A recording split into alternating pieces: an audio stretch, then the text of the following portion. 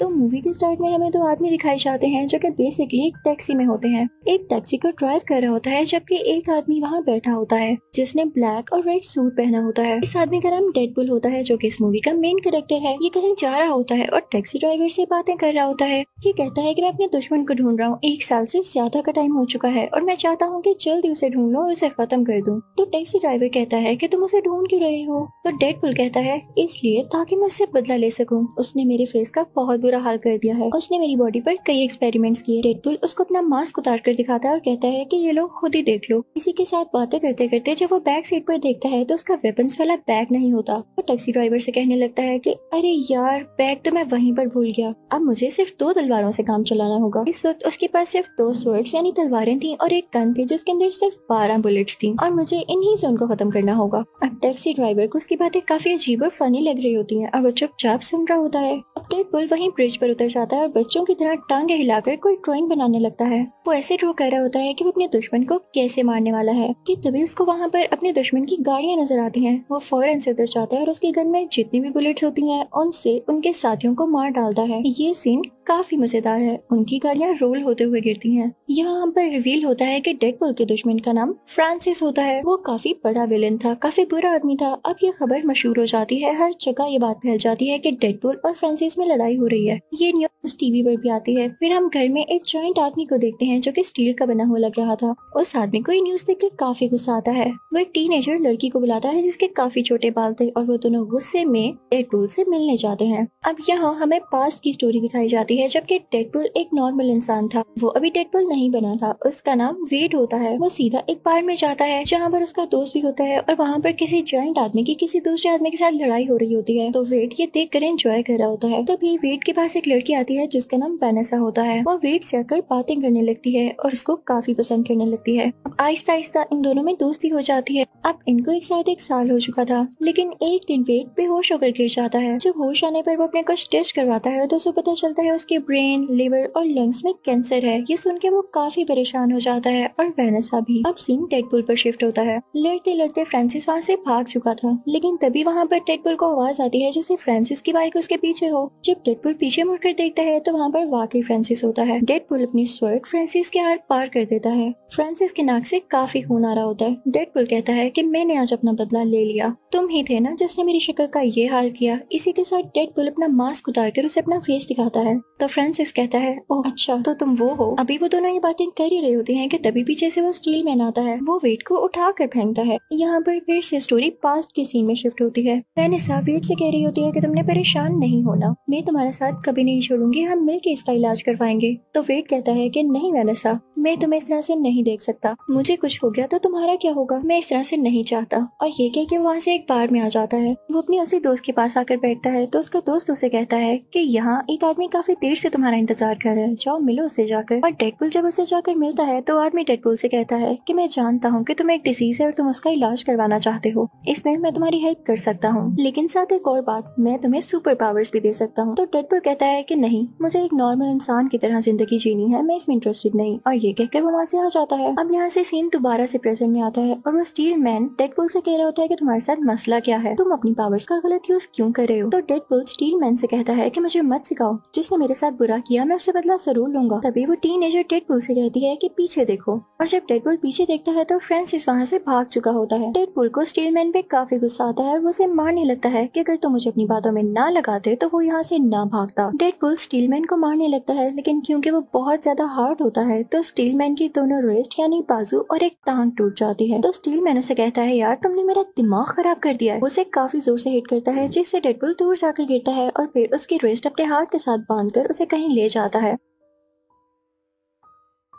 अब डेडपुल यहाँ काफी अजीब हरकत करता है। उसे कहने की जगह कि मेरा हाथ खोल दो या वो लोग खुद खोलने की जगह वो अपना हाथ ही काट लेता है। उसके हाथ से काफी खून आने लगता है। कोई नॉर्मल इंसान होता तो वो तो मर ही जाता, लेकिन ये सीक्रेट भी मैं आपको बाद में बताऊंगी कि डेडपुल क्यों नहीं मरा। अब ऐसा करने के बाद डेडपुल ब्रिज से नीचे जंप लगा देता है और एक चंक ट्रक में गिरता है। अब यहाँ से सीन दोबारा से पास्ट में आता है जब डेडपुल एक नॉर्मल इंसान था यानी वेड। वो बेहोश हुआ होता है और जब उसकी आंख खुलती है तो वो किसी जगह पर होता है और उसके आसपास दो लोग होते हैं, एक मेल और एक फीमेल। वो दोनों उसकी बॉडी में कुछ इंजेक्ट करते हैं। वो लोग उसकी बॉडी पर तरह तरह के एक्सपेरिमेंट्स करते हैं और उसे काफी टॉर्चर करते हैं कि उस बेचारे की हालत खराब होने लगती है। कभी उसे इलेक्ट्रिकल शॉक्स दिए जाते हैं, कभी उसे बर्फ जैसे ठंडे पानी में रखा जाता है, कभी उसे बहुत ज्यादा मारा जाता है। यानी सब ऐसी चीजें जिससे वो टॉर्चर फील करे। ये वेट के साथ इसलिए किया जा रहा था ताकि उसकी बॉडी में कुछ चेंजेस आए, लेकिन अभी तक उसकी बॉडी में कोई चेंज नहीं आया था। और ये वो इसलिए कर रहे थे ताकि वेट की बॉडी में कुछ म्यूटेशंस आए और उसमें सुपर एबिलिटीज आए। अब वेट को एक जगह पर बांध के लिटा दिया जाता है। उसके साथ एक और पेशेंट होता है, उसको भी ये लोग टॉर्चर कर रहे थे। वो वेट को बताता है कि इस डॉक्टर का नाम फ्रांसिस है। यानी अब आपको पता चला कि ये वही फ्रांसिस है जिसके पीछे डेडपूल है, और ये उसके पीछे क्यों है ये भी सुन ले। अब फ्रांसिस वेट के पास दोबारा आता है और उसे एक ऐसे चैम्बर में डाल देता है जिसमें बिल्कुल भी ऑक्सीजन नहीं होती। उधर जाते ही वेट को सांस आना बंद हो जाता है। उसकी बॉडी काफी अजीब होने लगती है, जैसे उस पर किसी ने एसिड फेंक दिया हो और वो चलने लगी हो। फ्रांसिस उससे बातें करने लगता है, लेकिन वेट चुप होता है। और जैसे ही फ्रांसिस जाता है तो वेट अपने मुंह से एक मैच स्टिक निकालता है। उसके चैम्बर से एक पाइप कनेक्टेड था जो कि सीधा सिलेंडर तक जाता था। मैच स्टिक चलाकर वहाँ फेंक देता है। पाइप आग पकड़ लेता है और पूरी लैब को आग लग जाती है। अब वेट वहाँ से बाहर निकल आता है और फ्रांसिस पर अटैक करने लगता है, लेकिन फ्रांसिस उसे पुश करता है जिससे वेट नीचे गिर जाता है क्योंकि उसकी बॉडी काफी वीक हो चुकी थी।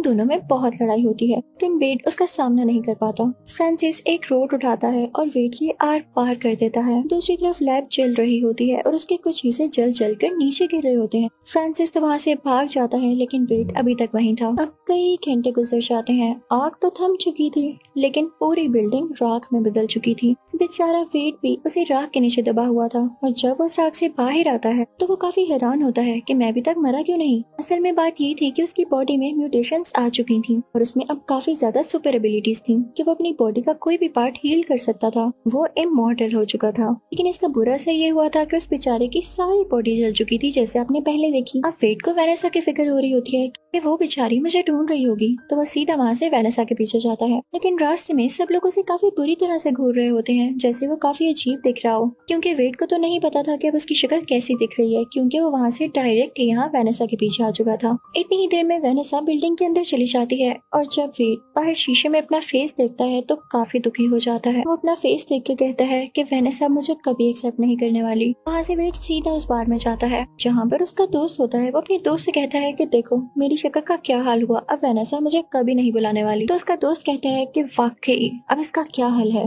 वेट कहता है कि बार में वो आदमी भी नहीं है जिसने मुझसे कहा था कि वो मेरा फेस ठीक कर सकता है। तो उसका फ्रेंड कहता है कि वो आदमी अगर नहीं है जो तुम्हारी डिजीज ठीक कर सकता है, तो वो आदमी तो है ना जो तुम्हारा फेस ठीक कर सकता है, क्योंकि उसी ने तुम्हारा फेस बिगाड़ा है। तुम उसे ढूंढो। वो तो यही समझ रहा है कि तुम मर चुकी हो और तुम्हें कोई सुपर पावर नहीं आई, तो इसीलिए वो तुम्हें वहाँ से छोड़कर चला गया। तो तुम मेरे भाई अपने लिए एक काम करो, अपने लिए एक मास्क और एक सूट तैयार करो जिससे उसे पता चल ही ना सके कि ये तुम हो और तुम जिंदा भी हो। फिर उसके बाद तुम उसको ढूंढना और उस पर अटैक कर देना। मैं तुम्हारा नाम डेडपूल रखता हूँ। और बस यहाँ से वेट का नाम डेडपूल पड़ जाता है। वो अपने घर जाता है और एक व्हाइट कपड़े से अपने लिए मास्क तैयार करता है। यहाँ से उसकी जर्नी स्टार्ट हो जाती है फ्रांसिस को ढूंढने की। अब उसे फ्रांसिस को ढूंढते ढूंढते 1 साल हो चुका था, और वो बीच में जब फ्रांसिस को ना ढूंढ पाता तो उसके साथियों को मार डालता। अब वो वक्त भी आता है जब वो अपने लिए एक बहुत अच्छा ब्लैक और रेड सूट तैयार करता है। अब फाइनली वो दिन आ जाता है जब डेडपूल को खबर मिलती है कि फ्रांसिस कहाँ हो सकता है। उसे वहाँ पर वही आदमी मिलता है जिसने उसे कहा था कि उसकी डिजीज ठीक कर सकता है। तो डेडपूल समझ जाता है कि इसका जरूर फ्रांसिस से कोई ना कोई लिंक है। वो उससे गुस्से से पूछता है कि कहाँ है फ्रांसिस। तो वो बेचारा आदमी डर जाता है और उसे बता देता है। अब सीन वहीं पर शिफ्ट हो जाता है जब हमें मूवी के स्टार्टिंग में दिखाया गया कि डेडपूल टैक्सी ड्राइवर के साथ कहीं जा रहा होता है। अब पास्ट और प्रेजेंट के सीन्स मर्ज हो जाते हैं और रियल स्टोरी यहीं से स्टार्ट होती है, जहाँ पर डेडपूल उस जंक ट्रक में गिर चुका था। अब डेडपूल को होश आ जाती है, और जहाँ पर वो जंक ट्रक रुकता है ये देख के डेडपूल काफी हैरान हो जाता है, क्योंकि वो किसी बूढ़ी औरत का घर था जो उसके साथ लॉन्ड्री में आया करती थी। जब डेडपूल यानी वेट कपड़े धोने आता था, उसी बूढ़ी औरत ने वेट को सजेशन दिया था कि तुम अपना सूट ब्लैक और रेड कलर में तैयार करो। उन दोनों में काफी दोस्ती हो गई हुई थी कि वो बूढ़ी औरत ब्लाइंड होती है और वो वेट की शक्ल नहीं देख पाती, लेकिन यहाँ वेट उस बूढ़ी औरत को खुद ही बता देता है कि मेरे साथ क्या क्या हुआ। और यहाँ हम पर यह भी रिवील होता है कि जब वेट यानी डेडपूल का कोई बॉडी पार्ट कट जाए तो वो दोबारा से हील करके रीग्रो हो जाता है। ये उसकी सुपर पावर्स होती हैं, सुपर एबिलिटीज होती हैं। तो वो बूढ़ी औरत से कहता है, क्या मैं यहाँ तब तक रुक सकता हूँ जब तक कि मेरा हाथ वापस नहीं आ जाता, क्योंकि उसके बाद मुझे फ्रांसिस को ढूंढना है। अब हम फ्रांसिस को उसी फीमेल फ्रेंड के साथ देखते हैं जिसके साथ मिलकर उसने वेड में कुछ इंजेक्ट किया था। अब वो दोनों सीधा वेड के फ्रेंड की बार में जाते हैं। वो दोनों से पूछते हैं कि कहाँ है वेड, तो वो कहता है मैं नहीं जानता। फिर तभी वहाँ पे फ्रांसिस की दोस्त को वेड और वेनेसा की पिक्चर मिलती है। तो वो फ्रांसिस से कहती है कि फ्रांसिस, मैं वेनेसा को जानती हूँ, अब वेड तक पहुँचना हमारे लिए आसान है। अब उन लोगों के चाहते ही वेड का फ्रेंड जो कि बाहर में होता है वेड को कॉल करके सब कुछ बताता है। तो वेड काफी परेशान हो जाता है और सीधा उस जगह जाता है जहाँ पर वेनेसा काम करती थी। वो एक बार थी। वहाँ पर जाकर वो सब लोगों से पूछने लगता है कि क्या आपने वेनेसा को देखा है, वो मेरी दोस्त है। लेकिन जब वेनेसा खुद उसे नजर आती है तो उसमें इतना करेज नहीं होता कि वो उससे बात कर सके, क्योंकि उसे ये लग रहा था कि वेनेसा उसका फेस देख के डर जाएगी। तो वहाँ से वो वॉशरूम में चला जाता है। उतनी देर में वेनेसा को कोई बताता है कि कोई आपको ढूंढ रहा है। वेनेसा समझती है कि वेड आया है। वो काफी एक्साइटेड होकर बाहर जाती है, लेकिन वहाँ वेड तो नहीं होता। लेकिन उसे फ्रांसिस और उसकी दोस्त किडनैप कर लेते हैं। जब डेडपूल डरता डरता वॉशरूम से बाहर आता है कि वेनेसा से बात कर सके तो उसे वेनेसा कहीं नहीं दिखती। फिर उसे एक टेक्स्ट रिसीव होता है जो कि फ्रांसिस का था।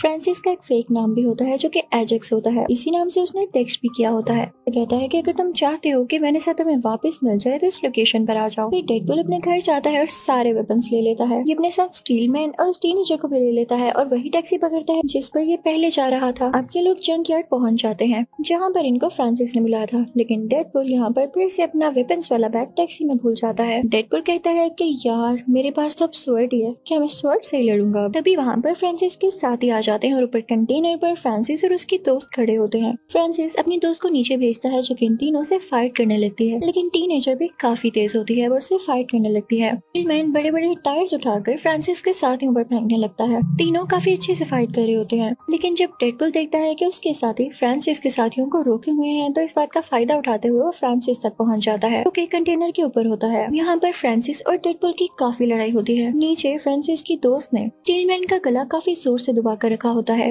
लेकिन जब टीनेजर ये देखती है तो अपनी सारी पावर्स यूज करके उस लड़की की तरफ फेंकती है और वहाँ पे काफी बड़ा ब्लास्ट होता है और वहाँ के सारे कंटेनर्स मूव करने लगते हैं। वेनेसा भी एक ग्लास चैम्बर में होती है, वो भी नीचे गिरने लगता है। अब फ्रांसिस तो कंटेनर से नीचे गिर जाता है, लेकिन जब वेनेसा का चैम्बर नीचे गिरने लगता है तो डेडपूल उसे बचा लेता है। इसके बाद वो वेनेसा को उसमें से निकालता है, लेकिन फ्रांसिस वहाँ दोबारा आकर डेडपूल पर अटैक कर देता है। लेकिन डेडपूल हील होकर दोबारा से उसके ऊपर आ जाता है और उसके ऊपर बैठ जाता है। अब किसने कहा था फ्रांसिस को कि वो डेडपूल को सुपर एबिलिटीज दे के बाद में वो उसी पे भारी पड़ जाए। डेडपूल फ्रांसिस को काफी मारता है। फ्रांसिस के नाक और मुंह से काफी खून आने लगता है। अब डेडपूल फ्रांसिस से कहता है कि मेरा फेस ठीक करो। अब तो फ्रांसिस हंसने लगता है, हा हा हा, तुम्हें लगता है कि मैं तुम्हारा फेस ठीक करूंगा? तो डेडपूल कहता है कि अच्छा ऐसी बात है। इसी के साथ वो अपनी एक छोटी सी गन निकालता है और उस पर शूट करने वाला होता है कि तभी पीछे से स्टीलमैन की आवाज आती है। वो उसे कहता है, डेडपूल तुम अपनी पावर्स का गलत यूज करोगे, तुम एक हीरो हो, तुम ऐसा नहीं कर सकते। लेकिन डेडपूल उसकी बात नहीं सुनता, वो फ्रांसिस के फेस पर शूट कर देता है। स्टीलमैन बाहर से जितना ह्यूज और पावरफुल दिखता था, अंदर से वो बेचारा उतना ही डरपोक था। उसे ये सीन देख के वॉमिटिंग होने लगती है। अब इस सब के बाद वेनेसा डेडपूल के पास आती है और उसे पंचेस मारने लगती है। तो डेडपूल उसे कहता है कि ठीक है मार लो, मैं जानता हूँ तुम राइट पर हो और तुम्हारा मुझे पंचेस मारना बनता भी है, लेकिन मैं तुम्हें एक चीज दिखाऊंगा, उसके बाद तो मुझे एक्सेप्ट ही नहीं करोगी। तो वेनेसा कहती है कि ऐसी भी क्या बात है। डेडपूल उसे कहता है कि मेरा फेस मास्क उतार के देखो, तुम्हें खुद ही पता चल जाएगा। तो वेनेसा उसका मास्क उतारती है, उसके नीचे एक और प्रिंट होता है। जब वेनेसा उसे हटाती है तो वहाँ पर डेडपूल का रियल फेस होता है जो कि काफी जला हुआ था। वेनेसा उसका फेस देख के कहती है कि क्या बुरा है इसमें, तुम्हारी आंखें, नाक, मुंह सब कुछ तो ठीक है, स्किन का इशू है तो वो सबको होता है, हर किसी की स्किन वैसे भी फ्लॉलेस नहीं होती, मुझे जल्द ही इसकी आदत हो जाएगी, लेकिन मैं तुम्हें छोड़कर नहीं जाने वाली। दोनों बहुत खुश होते हैं, दोबारा से सुलह कर लेते हैं। तो यही डेडपूल पार्ट 1 खत्म होता है। Now we are starting part 2। तो पार्ट 2 के स्टार्ट में हम डेडपूल को देखते हैं जो कि काफी सैड अपने अपार्टमेंट में बैठा होता है। वो अपने अपार्टमेंट को आग लगा देता है क्योंकि वो जिंदा नहीं रहना चाहता था और सुसाइड कर रहा था। अब हमें पास्ट का सीन दिखाया जाता है कि डेडपूल सुसाइड क्यों करना चाह रहा था। हमें एक फाइटिंग सीन दिखाया जाता है जिसमें डेडपूल अपने कुछ दुश्मनों से लड़ रहा होता है जो कि काफी बुरे लोग होते हैं, लेकिन उनमें से एक आदमी वहाँ से भाग जाता है। तो डेडपूल कहता है कि को तो मैं बाद में देख लूंगा, पहले मुझे वेनेसा से मिलना है, क्योंकि इन दोनों को एक साथ रहते हुए पूरे 2 साल हो चुके थे और इसने उसको विश करना था। लेकिन जब डेडपुल घर जाता है तो वहाँ पर वही आदमी आ जाता है जो कि वहाँ से भाग गया था। वो यहाँ वेनेसा को मार डालता है। जब डेडपुल ये देखता है तो उसे काफी दुख होता है। वो उस आदमी के पास जाता है और उसे ट्रक के नीचे देकर मार देता है। फिर वो वापस वेनेसा के पास आता है। वो काफी उदास होकर कहता है कि मेरी वजह से ही तुम मरी, मैं तुम्हारी मौत का बदला जरूर लूंगा। नो डाउट वो उस आखिरी आदमी को भी मार चुका था, लेकिन वो उन सब लोगों को खत्म करना चाहता था जो उसके लिए बुरे थे, जो किसी की बिला वजह जान लेते हैं बिना किसी रीजन के। उसे वेनेसा की बहुत याद आया करती थी और वो कई तरह से अपनी जान लेने की कोशिश करता था। कभी वो बिल्डिंग से नीचे जंप लगा देता, कभी उसके अंदर रोड्स घुस जाती, कभी वो खुद को आग लगा देता, लेकिन उसे कुछ न होता क्योंकि वो इमॉर्टल था और इस चीज से वो खुद भी तंग आ चुका था। अब हम प्रेजेंट में आते हैं जब वो अपने अपार्टमेंट को आग लगा के दोबारा से सुसाइड करने की कोशिश करता है। यहाँ पूरे अपार्टमेंट में आग लग जाने की वजह से बहुत बड़ा एक्सप्लोजन होता है और उसे वेनेसा का विजन आता है कि ये तुम गलत कर रहे हो, तुम्हारा काम ये नहीं है। लेकिन इसी के साथ ही डेडपुल की बॉडी के टुकड़े हो जाते हैं। तभी कुछ टाइम बाद वहाँ पर स्टील मैन आता है और उसके बॉडी पार्ट्स देख के उसे एक सैक में डालकर अपने साथ ले जाता है और फिर उसे छोड़ देता है। जब डेडपुल की बॉडी हील हो जाती है तो वो बिल्कुल ठीक हो जाता है और अब वो उदास एक काउच पर लेटा होता है कि तभी उसके पास स्टील मैन आता है और कहता है कि तुम क्या कर रहे हो, तुम तो इतने पावरफुल हो और बनो भी। आज के बाद यही तुम्हारी फैमिली है और तुम हमारे साथ यहीं पर रहोगे। उस घर में 2 लड़कियां और होती हैं, एक वही टीनेजर जिसके छोटे बाल थे और एक पिंक बालों वाली लड़की। अब सीन यहाँ से दूसरी तरफ शिफ्ट होता है जहाँ पर हम एक ह्यूज आदमी को देखते हैं जिसकी एक आंख में लेजर जैसा कुछ था और उसके हाथ में घड़ी थी। जब वो उस घड़ी को मूव करता है तो वो कहीं जगह पर आ जाता है। वहाँ खड़े वो 2 आदमियों से पूछता है कि ये कौन सा साल है, मैं किस ईयर में हूँ। लेकिन इससे पहले कि वो आदमी कोई जवाब देते वो उनको मार कर उनकी गाड़ी लेकर वहाँ से चला जाता है। अब सीन दोबारा से वहाँ शिफ्ट होता है जहाँ पर वो चारों रह रहे थे, यानी डेडपुल, स्टील मैन, पिंक बालों वाली लड़की और वो टीनेजर। ये सब अपनी टीम को एक्स मैन की टीम कह रहे होते हैं। अब टीनेजर स्टील मैन से कह रही होती है कि आपको बहुत ट्रस्ट है ना डेडपुल पर, मुझे तो डेडपुल बिल्कुल भी कंसिस्टेंट नहीं लगता है, ये कुछ भी ठीक से डिसाइड नहीं कर पाता, कभी सुसाइड करने की ट्राई करता है और कभी कुछ ज्यादा इमोशनल हो जाता है। तो डेडपुल फौरन से बोल पड़ता है कि तुम लोग परेशान नहीं हो, मैं खुद को ठीक करूंगा, मैं जितने दिन इस घर में रहा मैंने बहुत कुछ सीखा और हम बहुत अच्छी एक्समैन टीम बनेंगे। ये बात सुनकर सारे काफी खुश हो जाते हैं। स्टील मैन उसे अप्रिशिएट करता है और कहता है मुझे खुशी है मैं तुम्हें यहाँ लेकर आया। अब सीन चेंज होता है एक म्यूटेंट स्कूल की तरफ। वहाँ पर कुछ ऐसे बच्चे थे जिनमें कुछ ज्यादा एबिलिटीज थी जो कि इंसानों में नहीं होती, वो बच्चे म्यूटेंट्स थे। अब उस स्कूल का प्रिंसिपल जो कि ग्लासेस वाला आदमी होता है उन सब बच्चों से कह रहा होता है कि ठीक है मैं जानता हूँ तुम लोगों में एबिलिटीज है, लेकिन तुम लोगों ने इसको दुनिया के सामने शो नहीं करना और इन पर कंट्रोल रखना है। अब प्रिंसिपल उनमें से एक हेल्दी बच्चे को सामने स्टेज पर लाता है और सब बच्चों के सामने उसे टॉर्चर करने लगता है। बच्चों से कहता है कि अगर अपनी एबिलिटीज को कंट्रोल ना किया तो आप लोगों के साथ भी यही किया जाएगा ताकि आप ये सीख लें कि कंट्रोल कैसे किया जाता है। पता नहीं कैसा स्कूल था ये। तभी हम उस घर को देखते हैं जहाँ पर वो चारों यानी एक्समैन टीम रह रही थी। तभी स्टील मैन डेडपुल के पास आता है और उसे कहता है कि एक मसला हो गया है और हमें उस जगह पर जाना है। अब जहाँ मसला हुआ था वो उसी म्यूटेंट स्कूल के बाहर वाला हिस्सा था जहाँ पर वो हेल्दी बच्चा टॉर्चर किए जाने की वजह से काफी तंग आ चुका था और बाहर आकर 2 पुलिस कार्स को डैमेज कर चुका था। उसकी एबिलिटी थी कि वो हाथों से आग फेंक सकता था। अब जनाब वहाँ पर ये एक्समैन टीम भी पहुंच जाती है और उस बच्चे को आराम से रोकने की कोशिश करती है, लेकिन वो बच्चा डेडपुल पर और उन लोगों पर अटैक कर देता है, जिसके बाद पुलिस इसके गले में एक डिवाइस डाल देती है। उसी टाइम वेट यानी डेडपुल नोट करता है कि उसकी गर्दन पर कोई निशान है, यानी ये बच्चा ऐसे ही अग्रेसिव नहीं हुआ, इसके साथ जरूर कोई जुल्म हुआ है। तो डेडपुल भी स्कूल के बाकी स्टाफ पर अटैक कर देता है, जिसकी वजह से पुलिस उसके गले में भी वो डिवाइस डाल देती है। इनफैक्ट ये ऐसी डिवाइस थी जो किसी की भी सुपर एबिलिटीज को कंट्रोल में कर सकती थी। जिसके गले में भी ये डिवाइस होती वो अपनी एबिलिटीज को ठीक से यूज ही न कर पाता और सबसे बड़ी बात ये डिवाइस खुद से उतर भी नहीं सकती थी। अब यहाँ पे उस हेल्दी बच्चे को और डेडपुल को एक साथ उधर म्यूटेंट सेल में लेकर जाया जाता है, जहाँ पर और भी लोगों को पकड़ कर लेकर आया गया था और उन्हें सूट भी पहनाया जाता है जैसे क्रिमिनल्स का हो। अचानक से वेट यानी डेडपुल को दर्द होने लगती है क्योंकि जब तक उसकी एबिलिटीज उसके पास थी उसे अपनी कैंसर की डिजीज फील ही ना हुई, लेकिन क्योंकि अब उसके गले में डिवाइस थी और उसकी एबिलिटीज उसके पास नहीं थी तो उसे काफी दर्द हो रहा था क्योंकि उसका कैंसर वापस आ रहा था। तो वह हेल्दी बच्चा बोलता है कि ये हमारी गलती है कि हम अपने लिए स्टेप नहीं लेते। अच्छा खासा मैंने स्टेप लिया लेकिन पुलिस ने आके वहाँ सब कुछ खराब कर दिया। वो लोग जानते ही नहीं कि स्कूल का प्रिंसिपल कितना बुरा आदमी है। उसने मुझे इतना टॉर्चर किया और जैसे ही मैं इस सेल से निकलूंगा मैं उसे मार डालूंगा। और इसके बाद वो दोनों खाना खाने लगते हैं। तभी वहाँ पर वो अजीब आदमी आ जाता है जो कि लोगों से ईयर का पूछ रहा था और उसकी आंख में कुछ चमक रहा था। वो उस हेल्दी बच्चे की तरफ पॉइंट आउट करता है कि मुझे ये बच्चा चाहिए। वेट यानी डेडपुल कहता है कि मैं तुम्हें इस बच्चे को हाथ भी नहीं लगाने दूंगा और इसी के साथ उन दोनों में लड़ाई शुरू हो जाती है। लड़ते लड़ते डेडपुल डेडपुल ग्रिल से नीचे गिर जाता है और शुक्र है कि उसके गले से वो डिवाइस हट जाती है और उसमें उसकी एबिलिटीज दोबारा आने लगती है। उन दोनों में दोबारा से फाइट होने लगती है। वेड उस आदमी से पूछता है कि तुम्हें मसला क्या है, तुम्हें वो बच्चा क्यों चाहिए। तो वो आदमी अपना नाम केबल बताता है और कहता है कि पहले तुम बताओ, तुम उस बच्चे को जानते भी नहीं और फिर भी उसे बचा रहे हो। तो वेड कहता है क्योंकि उस बच्चे को ये लगता है कि मैं उसे बचाऊंगा और मुझे उसकी होप नहीं तोड़नी। तभी वेड को दिखता है कि केबल की पॉकेट में एक बॉम्ब है, तो उस बॉम्ब को उस बिल्डिंग में एक्सप्लोड कर देता है और वेड और केबल दोनों ही बाहर आकर गिरते हैं। वेड बाहर बेहोश हो चुका था, तभी उसे ख्वाब में वेनिस आती है जो उसे करेज देती है और कहती है कि यही चीजें तुम्हें पावरफुल बनाती हैं। और तब वेड को होश आ जाता है। वहाँ से वेड सीधा उसी बार में जाता है और अपने दोस्त से कहता है कि मैं एक बच्चे को बचाना चाहता हूँ। तो उसका बार वाला दोस्त कहता है कि ठीक है, हम एक टीम बनाकर उसको बचा सकते हैं। वहाँ पर वही टैक्सी ड्राइवर भी होता है। अब हम दोबारा से उसी हेल्दी बच्चे को देखते हैं जो कि अभी तक म्यूटेंट सेल में ही होता है और वहाँ पर उसकी दोस्ती एक काफी खतरनाक और काफी बड़े म्यूटेंट से हो जाती है। दूसरी तरफ वेड उस बच्चे को बचाने के लिए 6 लोगों की टीम बनाता है जिसमें 5 लड़की और एक लड़की होती है। उन सबकी अलग अलग एबिलिटीज होती हैं। लड़की की ये होती है कि वो किसी को भी अपनी बातों में फंसा सकती थी। एक आदमी ऐसा था जो कि इलेक्ट्रिसिटी को कंट्रोल कर सकता था। एक आदमी ऐसा था जिसके मुंह से एसिड निकलता था। एक ऐसा था जो कि गायब हो जाता था यानी इनविजिबल। एक ऐसा था जो कि इस दुनिया से नहीं था और उसमें एबिलिटीज भी इस दुनिया की नहीं थी। और एक मूंछों वाला आदमी जिसके पास कोई एबिलिटी नहीं थी तो उसे सिर्फ फॉर्मेलिटी के लिए रख लिया गया था। दूसरी तरफ हम केबल को देखते हैं। वो वेड के बाहर वाले दोस्त को किडनैप कर लेता है और उससे पूछता है कि मुझे बताओ कि वो म्यूटेंट बच्चा कहाँ पर है, साथ ही साथ वेड चाहता क्या है। तो वेड का वो बाहर वाला दोस्त काफी डर जाता है और उसे सब कुछ बता देता है और ये भी कि वेड के क्या प्लान्स हैं। अब वेड को खबर होती है कि उस म्यूटेंट बच्चे को किसी दूसरे सेल में शिफ्ट कर रहे हैं, तो इसके पास अच्छा मौका था उस बच्चे को बचाने के लिए। तो अपनी सारी टीम को पैराशूट्स पर लेकर उड़ता है और उन पुलिस कार्स का पीछा करने लगता है जिसके अंदर वो म्यूटेंट बच्चा था। उस टीम में से सिर्फ एक ही लड़की होती है, वही कर्ली बालों वाली लड़की जो कि पुलिस की कार में बैठ जाती है। अब बाकी लोग भी उस कार के अंदर जाना चाहते थे लेकिन उनसे पहले ही केबल अंदर चला जाता है और उस कर्ली बालों वाली लड़की से लड़ाई करने लगता है। लेकिन तभी वहाँ पर डेडपूल भी आता है जो कि अपनी साथी को बचा लेता है। इतनी देर में उस म्यूटेंट बच्चे ने अपना ग्लास चैम्बर खोल लिया होता है और साथ ही साथ वो उस म्यूटेंट को भी बचा लेता है जो कि काफी जायंट था और उससे दोस्ती कर ली थी उसने। वो म्यूटेंट बच्चा जैसे ही डेडपूल को देखता है तो कहता है कि जब मुझे बचाने का टाइम आया तो तुम वहाँ से भाग गए और अब आ गए हो,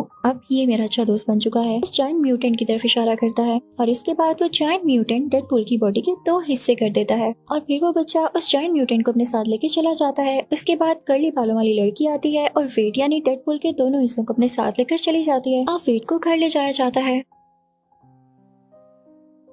यहाँ पर वो बूढ़ी औरत भी होती है और यहाँ पर वेट काफी फनी लग रहा होता है क्योंकि उसकी टांगे रीग्रो कर रही होती हैं जैसे किसी बेबी की हो। वो वेट कर रहा होता है कि कब उसकी टांगे ठीक हो और कब उस बच्चे को बचाने जाए। तभी वहाँ पर केबल आ जाता है और उससे आराम से बात करता है। कहता है कि मैं तुम्हें अपने सारे कंसर्न्स बताता हूँ, मैं क्यों नहीं उस बच्चे को बचाना चाहता और तुम्हारी सोच भी गलत है जो तुम सोच रहे हो कि अभी भी तुम उस बच्चे को बचाना चाहोगे। अगर मैं तुम्हें बताऊँ कि मैं इस बच्चे को क्यों नहीं बचाना चाहता तो सुनो, मैं फ्यूचर से आया हूँ, मेरी एक छोटी सी बेटी है और एक बहुत अच्छी वाइफ है। अब ये बच्चा बड़ा होकर मर्डरर बनेगा और मेरी फैमिली को मार डालेगा। अभी भी वो स्कूल के प्रिंसिपल को मारने जा रहा है और क्या तुम्हें नहीं लगता कि इसके बाद उसे मर्डर्स करने की आदत हो जाएगी। मैं सब जानता हूँ कि उसने क्या करना है बड़े होकर, लेकिन अब मसला है मैं तुम्हारी हेल्प के लिए क्यों आया हूँ, क्योंकि पहले वो अकेला था और मैं अकेला ही उसे पकड़ सकता था, लेकिन अब उसके साथ वो जायंट म्यूटेंट है और मुझे तुम्हारी जरूरत है क्योंकि तुम ही उसे हरा सकते हो। मैं मानता हूँ कि तुम काफी स्ट्रॉन्ग हो। तो डेडपूल कहता है कि ठीक है, मैं तुम्हारे साथ आऊंगा, लेकिन मुझे प्रॉमिस करो कि तुम जाते ही उसे मारोगे नहीं बल्कि प्यार से समझाओगे। हो सकता है कि वो हमारी बात समझ ले। अब उन दोनों में डील हो जाती है और वो लोग वहाँ से जाने लगते हैं। अब वो लोग वहाँ से जाने लगते हैं तो रास्ते में वेड एक्समैन हाउस पे रुकता है जहाँ पे वो स्टील मैन होता है। वो उसे बुलाता है तो वो कहता है भाई तुम्हारे मसले खत्म नहीं होते, मैं नहीं आऊंगा। डेडपूल और केबल के साथ वो कर्ली बालों वाली लड़की भी होती है, लेकिन जब तक वो पहुँचते हैं तो इतनी देर में वो बच्चा और जायंट म्यूटेंट उस स्कूल के अंदर जा चुके होते हैं। वो बच्चा अंदर जाकर प्रिंसिपल को मारने ही वाला होता है कि तभी वो जायंट म्यूटेंट बाहर आकर उन लोगों से मुकाबला करने लगता है।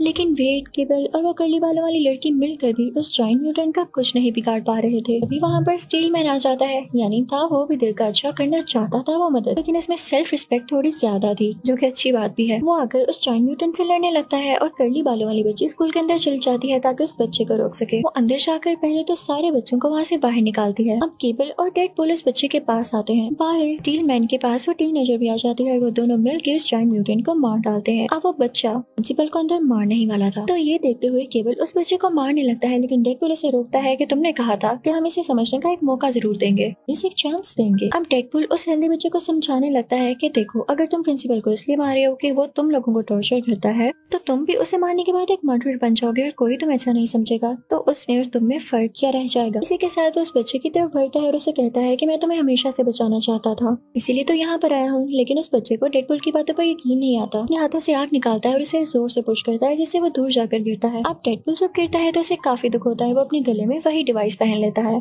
हेल्दी बच्चे से कहता है कि ठीक है, अगर तुम्हें शक है कि मैं तुम्हें कोई नुकसान पहुंचाऊंगा तो ठीक है, मैंने डिवाइस पहन ली, मेरी सारी एबिलिटीज खत्म हो गई, अब मैं मर सकता हूँ तो तुम मुझे मार लो। लेकिन केवल इसी के साथ ही उस बच्चे को शूट करने लगता है और वो गोली चला देता है, लेकिन तभी बीच में डेडपूल आ जाता है, गोली उसको लग जाती है। यहाँ पर हेल्दी बच्चा फौरन से वेट के पास भाग कर आता है और उससे सॉरी करता है, लेकिन अब काफी देर हो चुकी थी। अब क्योंकि वेट यानी डेडपूल के गले में डिवाइस थी तो उसके बॉडी पार्ट्स हील नहीं हो सकते थे और इसी के साथ वो मर जाता है। मरने से पहले वो सबसे कहता है कि अगर मुझसे कोई गलती हो गई हो तो माफ कर देना, मेरा तुम लोगों के साथ अच्छा टाइम गुजरा। मरने के बाद वो वेनेसा के पास पहुंच जाता है तो वेनेसा उसे गले से लगाकर कहती है कि तुम इतनी जल्दी आ गए, अभी तो दुनिया को तुम्हारी जरूरत थी, तुम वापस एक्समैन टीम में जाओ। उधर केबल को भी काफी दुख हो रहा होता है कि उसने क्या कर दिया। वो अपनी वॉच को मूव करने लगता है, इससे टाइम रिवर्स हो जाता है और ये उसके पास आखिरी चांस था जो कि उसने अपनी बीवी और बेटी से मिलने के लिए रखा था। टाइम वहीं पर आ जाता है जहाँ पर डेडपूल को गोली लगने वाली होती है। गोली उसे वहीं पर लगती है जहाँ पर उसकी पॉकेट में कॉइन होता है और लकीली वो बच जाता है। तो डेडपूल अब केबल से कहता है कि तुमने मेरी खातिर अपना आखिरी चांस क्यों जाया किया। तो केबल कहता है जैसे तुमने मेरी हेल्प की वैसे ही मैंने तुम्हारी हेल्प की, तुमने इस बच्चे को मर्डर करने से रोक लिया, इसका मतलब बड़ा होकर ये मेरी बेटी और मेरी बीवी का भी मर्डर नहीं करेगा, तो मेरी फैमिली सेफ है।